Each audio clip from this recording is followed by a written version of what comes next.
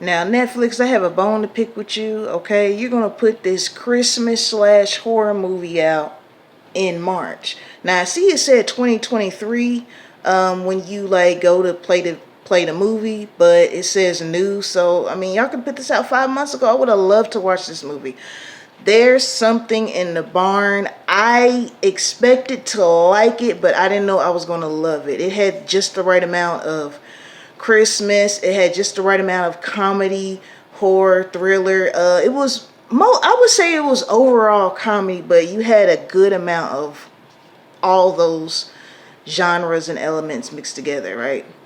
So let's get into these characters. My least favorite character was the daughter. She had a smart mouth. She was always cussing. She got on my damn nerves, okay? I like the little boy because he was like the voice of reason. You know, he tried to reason with the little elf first. Nobody believed him because, of course, he's talking about elves. But they believed him when they saw the elves, right?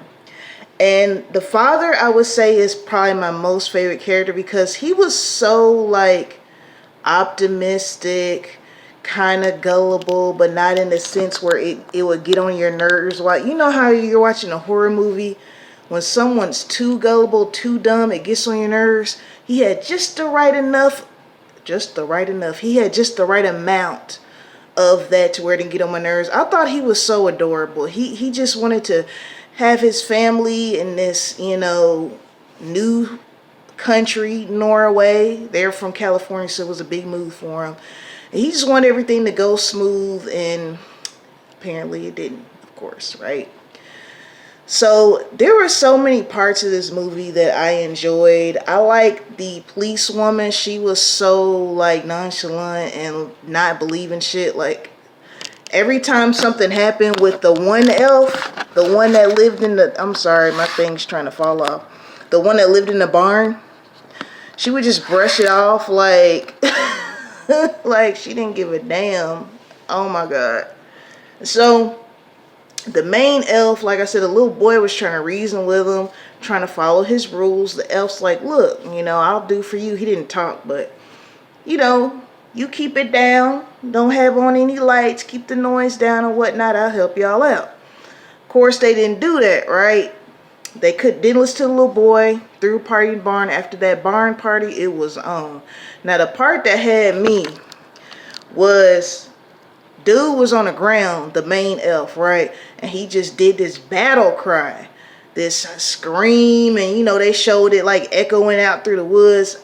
I just thought he was hollering, right? He done sit there, called all his homies, about 50 of them things, popped out the barn, right? Through this little passage they have in the barn.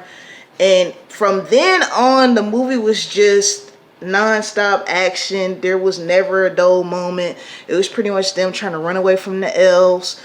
Of course, you had a few murders, but this is a horror comedy, so we can kind of laugh at the murders. You know what I'm saying? This isn't like a Law and Order type thing. We can kind of giggle when somebody's eye gets stabbed with an icicle, right? So I'm not going to give away like too many spoilers, but I feel like if you're watching this review, I'm sure you've already seen it, right? It's trending on Netflix. I think it's number 8 right now. It was the top 5 maybe a day or so ago, but now it's the top 8 and whatnot. And so there's like some little sayings in this movie that are so funny because it's true. Like they're in Norway, and I think Norway and a few other European countries, a lot of European countries, their gun laws are not as lenient as the US, right? So the dad was like asking this one guy, I never know names in movies, I'm sorry. I'm like that in real life. I'm not good with names. He was like, don't you have a gun? And the guy was like, this is not the US. We do not go around and shooting each other in the face. And it's one of those things where it's like a dark comedy because are school shootings funny? No. Is gun crime funny? No. But what he said was funny because it's like kind of true. Like here in America, we do go a little crazy with the gun. The gun laws are relaxed, right? Depending on who you ask. Some people say they are. Some people say they aren't.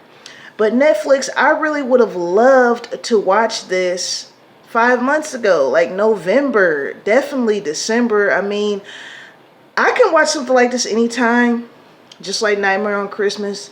That's good for Halloween. That's good for Christmas, any time of year. But I would have loved to have been chilling on the couch with my heater on, with my little plush blanket, drinking some hot cocoa, watching this. You know what I'm saying? Like, I would love to have Christmas decorations around watching this. This was definitely one of the best that I've seen in a long time, as far as just going above and beyond what I expected. I like I said, I expected to like it, but I love it. I like movies that start and just they go one thing after another, one thing after another, but things smoothly go into the next thing, right? And it doesn't seem like the writer was trying. When I can watch a movie and it's easy breezy, I love it. Horror comedy is not something I watch all the time. I usually just like either to laugh or be scared. Because when it comes to horror comedy, I'm usually going to put it in one of the other categories. Like, to me, this was a comedy with some gore and blood, right? So while I was watching this, after it went off too, I was trying to see the cast of the ones that played the elves. Because we got the main elf. He's an Indian actor. He's played in a few things. One elf, like the main crazy one, he looked like something off of Lord of the Rings. He got a hold of the gun. It was busting it. Accidentally shot his friend. They didn't know what the gun was, right? They had never seen it. So they were shooting each other with it.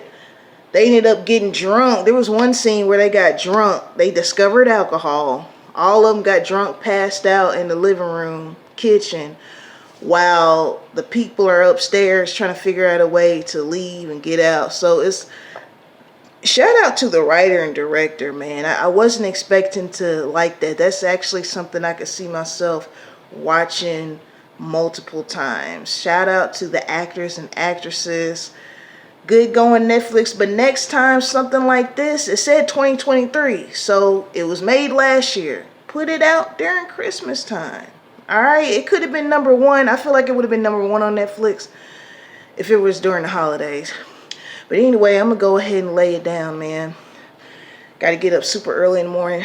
As always, shout out to my 55 subscribers. Also, shout out to you who are not subscribed, but you can subscribe. Just hit that little button. I don't even think it's a button. You just hit something down there. Hit that red subscribe, honey. Like and share. Do all that you can to get this channel out there. I'm definitely going to be watching more movies and TV shows. There's some things I'm probably going to omit. Like the Freaknik thing.